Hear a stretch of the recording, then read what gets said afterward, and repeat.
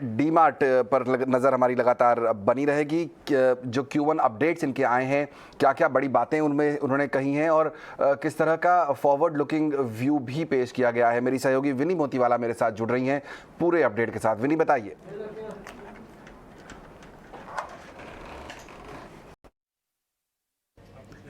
Avenue supermart ने अपनी Q1 FY23 की क्वार्टरली अपडेट रिपोर्ट की और वहाँ पे देखें तो ओवरऑल जो उनकी रेवेन्यू ग्रोथ है वो 2 फोल्ड ग्रोथ दिख रही है। 95% almost revenue growth on a year on year basis और रेवेन्यूज एक्सपेक्टेड है 9806 करोड़ उनकी क्वार्टरली अपडेट से।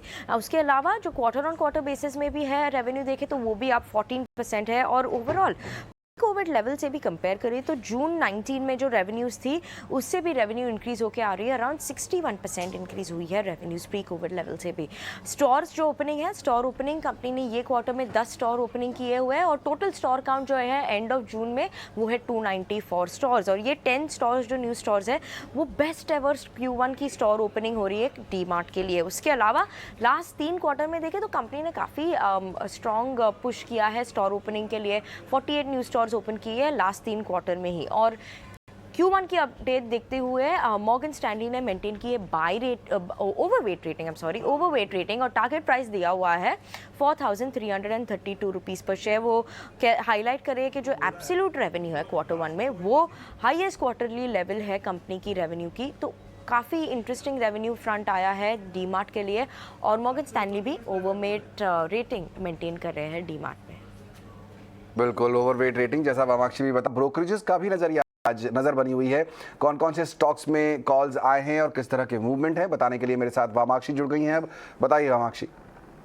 शुरुआत करते हैं हम डिलीवरी से। तो गोल्डमैन सैक्स ने ये स्टॉक पर कवरेज शुरू की है न्यूट्रल की राय के साथ और लक्ष्य रखा है 540 प्रति शेयर का। ई कॉमर्स सेगमेंट में ग्रोथ काफ़ी प्रॉफिटेबल नज़र आ रही है और फर्स्ट माइल ऑपरेशंस के बढ़ते आउटसोर्सिंग से मार्जिन में भी बढ़ोतरी हो सकती है और इसी के चलते आप देख सकते हैं कि स्टॉक में आज हल्की सी तेज़ी नज़र आ रही है।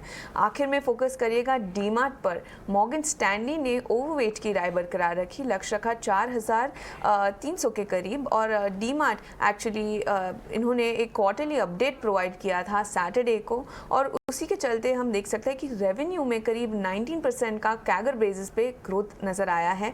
कंपनी ने पहले तिमाही में सबसे हाईएस्ट क्वार्टरली रेवेन्यू रिपोर्ट किया है और कंपनी के पहले तिमाही के नतीजे आने वाले हैं जुलाई 9 को यानी कि सैटरडे को और इसी के चलते स्टॉक फोकस में है और आप देख ही सकते हैं आपकी स्क्रीन पर कि स्टॉक में करीब 3% की तेज़ी नज़र आ रही है। बिल्कुल, डीमार्ट का स्टॉक काफ़ी अच्छा परफॉर्मेंस आज देते हुए उस अपडेट के बाद और साथ ही साथ यहाँ पर ब्रोकरेजेस ने अपग्रेड तो कर ही दिया है।